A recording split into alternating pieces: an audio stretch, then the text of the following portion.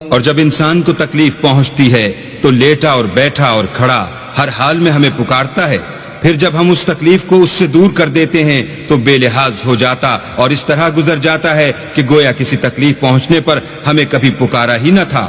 اسی طرح حد سے نکل جانے والوں کو ان کے اعمال آراستہ کر کے دکھائے گئے ہیں، اور تم سے پہلے ہم کئی امتوں کو جب انہوں نے ظلم اختیار کیا ہلاک کر چکے ہیں، اور ان کے پاس پیغمبر کھلی نشانیاں لے کر آئے مگر وہ ایسے نہ تھے کہ ایمان لاتے۔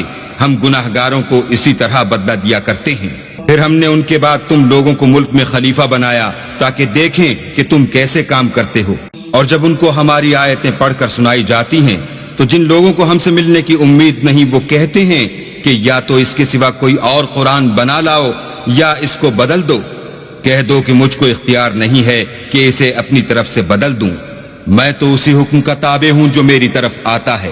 اگر میں اپنے پروردگار کی نافرمانی کروں تو مجھے بڑے سخت دن کے عذاب سے خوف آتا ہے۔ یہ بھی کہہ دو کہ اگر اللہ چاہتا تو نہ تو میں ہی یہ کتاب تم کو پڑھ کر سناتا اور نہ وہی تمہیں اس سے واقف کرتا۔